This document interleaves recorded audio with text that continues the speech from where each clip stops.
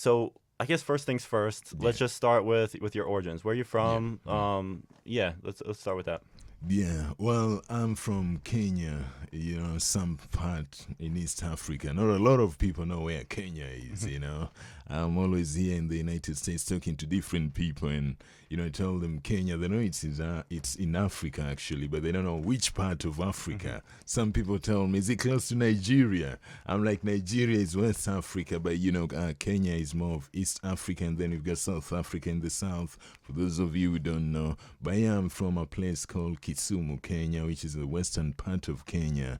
If you're familiar with Lake Victoria, Kisumu is just on the banks of Lake Victoria, and so the community where I come from, they are referred to as the Luo. Luo, and so they're mostly known for fishing. It's a community that produces, depends on like fishing for its survival and stuff. That's like the root part of it, but people do different kind of things. But the Luo, if you go to East Africa, they're known to be fishermen and fisherwomen and stuff. And so yeah, born and raised in Kenya, had a good time over there, and then until I was around 29 years, and then decided to come here for my master's in the United States, where I came to the University of Nevada, Reno, did my master's, graduated, and then came to the University of Oregon for my PhD. And yeah, that's very much it. Yeah. Okay. So I wanna dive into what you're studying and all Yeah. that, but before that, just kind of from my own curiosity, and I think maybe some of the people listening to this. Yeah. Like just in chatting with you over the last few years, I've noticed that you always split up East Africa, West Africa, South Africa, and then like Northern Africa as well. And so we got those four sections. I was just wondering, for people who don't know, could you kind of maybe just give a little description of what each of those places are like, what they're known for? Yeah, that's right. Yeah, and there's also Central Africa. Okay. And so for most people, they're always like, oh, where's that accent from? Africa, and that's it. But Africa has 54 different nations, out of these 54 different nations, you've got maybe 55. We've got South Sudan, which was just admitted recently.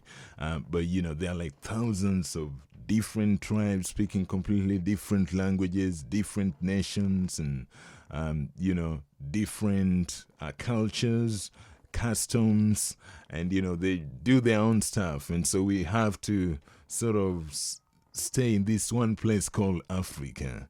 And so when the British and the French came, they sort of partitioned Africa depending on whatever country they colonized. There's French West Africa and some parts of Africa, apart from not only in French but also North Africa. The French were there, and the British were mostly in some parts of West Africa, some parts of Southern Africa, and some parts of mostly East Africa.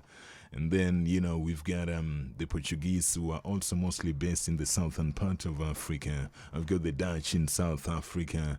And so, yeah, when we talk about North Africa, for instance, we've got the Morocco, Tunisia, Libya, and, Egypt. And, when we come back down on the western part, you've got Senegal, you've got Benin, Togo, Ghana, Nigeria. And so eastern part, you've got folks like Ethiopia, Tanzania, Rwanda, you've got Kenya, Uganda, Zanzibar, and you also have but you also have Southern Sudan in there, and Sudan too. And when you talk about South Africa, you've got Mozambique in there, you've got Madagascar, you've got South Africa, Botswana, Zambia, Zimbabwe. Central Africa, you've got Congo, Democratic Republic of Congo, you've got Cameroon, and some other nations and stuff. So that's basically it. Yeah. And then, so out of those four territories, Eastern Africa, where Kenya is, what are like the characteristics of Eastern Africa? How does that, just in the culture and the language and in the way of life, what are the signature characteristics, would you say? Eastern Africa, I've got to say that they've got, I would say, the beach over there, the Indian Ocean, is a bit warm, especially along the coast, man. Plenty of cultures, because what happened, and then the biggest characteristics is possibly Swahili. That's the language that, if the way I speak, a lot of Africans would just be like, you're from East Africa, right? Because my accent is influenced a lot with not only my own local traditional language, which is Luo that I mentioned, but then there's also Swahili. And so Swahili, to a significant part, which is a national language of Kenya, Tanzania, and some of those other East Africa countries, influences the way we speak English. So the accent that you hear, is mostly influenced by Swahili. And so a lot of people from other parts of, Africa would be like, you're from East Africa. I can tell, by your accent. And Swahili forms a big part of the culture. And I was telling you today that, Swahili, which is the most popular language in Eastern, sort of some other countries in Southern Africa and Central Africa too. I was born in Zanzibar. It was raised in Tanzania. And then it grew up in Kenya, fell sick in, Uganda, died in Rwanda, and was buried in Congo. So the more you move inland, the more, the more diluted the Swahili becomes, And so that's a big factor as far as East Africa is concerned. They're also known for the safari, some of the best national parks and, animal reserves. We don't have animals roaming around like a lot of people have it in their image or picture. The media, powers that be has made people to believe that, that's Africa. You just have animals roaming around and stuff. But, they're sort of in places that, tourists come over and sort of check them out and stuff. So they're known for the best, like Serengeti, for instance. That's Tanzania, You've got Masai Mara National Park, which is parts of it in Kenya, parts of it in Tanzania. You could see any animal that you want, and that's always a significant part of the economy of East Africa. And then apart from that, East Africans are known to be way cooler people, calm. Not to say the other parts of Africa are not cool and calm and stuff, but it's just part of our culture. I can speak for it because I come from East Africa.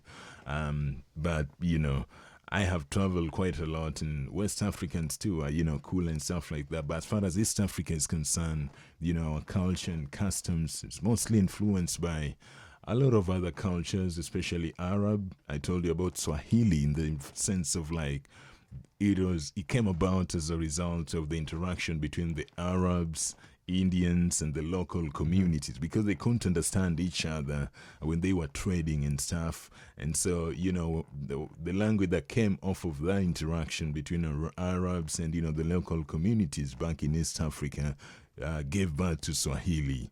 And so, our culture and customs just demand us to, be courteous to people. And, also it's multicultural big time, especially in Kenya, where I grew up in. Kenya has like one of the biggest refugee camps in the world, Dadaab refugee camp.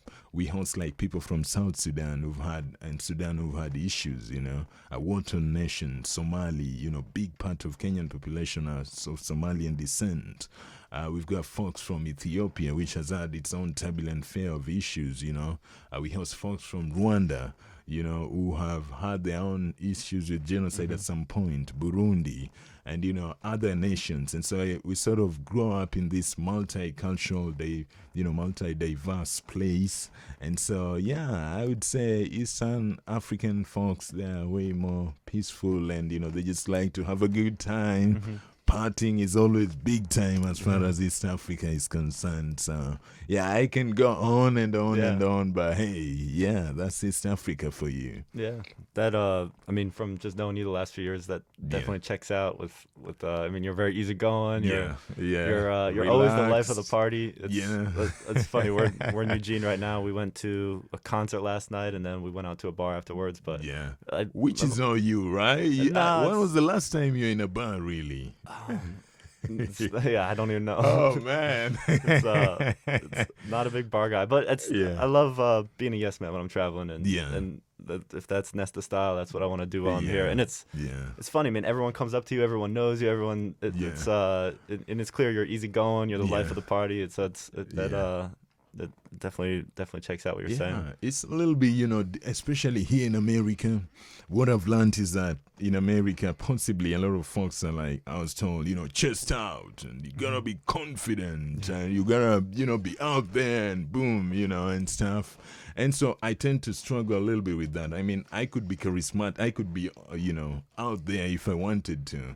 But in our culture, we are a little bit reserved, not like mostly reserved and stuff. I mean, Kenyans are outgoing and stuff, but we are a little bit reserved and relaxed. That's how it is in Africa, no like pressure. It is much more pressure here in the States because people quack, quack. But it's much more relaxed African time, take your time doing things. So when I'm here in the States, I tend to struggle a little bit. Some people have called me like, oh, he's lackadaisical, in a way. Yeah. But which is understandable because, so yeah, cultural differences and stuff. Yeah. But yeah, East Africa, oh man, life, if you want to party, It's the place. go to East Africa, that's the place to be. And so I have brought my partying, whatever, not that I party all the time. Hopefully my advisors are not hearing this podcast or something. But I love to party, meet people, and, talk to different people and stuff, and, and break all the barriers and just have a good time, for sure, yeah. And just for listeners too, I think it's interesting that you're this party guy. You go out to the bar, everyone comes up to you, everyone knows you, and you don't drink, you don't do drugs. You're a sober person. I mean, we were out till 2 a.m. last night or whatever, having a great time, and we were both sober. So I think that's cool. It's it's a cool way to live your life. And I could go on, and I could party because I'm one of the things that has always perplexed me is at 2:30 the bars are closed. When I came, in East Africa, the bars don't get closed, man. People party. I remember when I was like I still used to be a bit energetic, my undergrad days and stuff. We could get into a bar on Friday and leave on Sunday, which was messy. It was wild, and so I was just drinking soda all this time, because people come, people leave, people come and people leave, especially Nairobi, which, it can be kind of crazy and stuff. Nairobi's the Nairobi capital. the capital of Kenya. That's the capital, and then the coastal cities, Mombasa, Malindi, and then Kisumu, which is the third largest city, is like, mostly, what is it? I would say business oriented and, culture and stuff. And, music also is big time. So music is a big time thing in our culture because that's, I would say, is like our therapist, Here in America, people, contact therapists and stuff. We can't afford that sometimes. Yeah. So people are not really outgoing. We don't really have a culture of people talking about their issues, I'd rather die like a man, That's how we are sort of raised up to deal with their issues like a man and stuff. And so it's not really in our culture. But I know when people go out and drink, when people dance, they do it like with all their passion. Yeah. And so I grew up in that culture. And so when I come here, it's just a little bit easy for me, but I don't want them to close the bar at 2:30 because, I got used to the bad ways of Nevada where, you could just party as much as you want and stuff. But, I'm still trying to get used to Oregon, you know. Yeah, but, we had a good time last night for sure.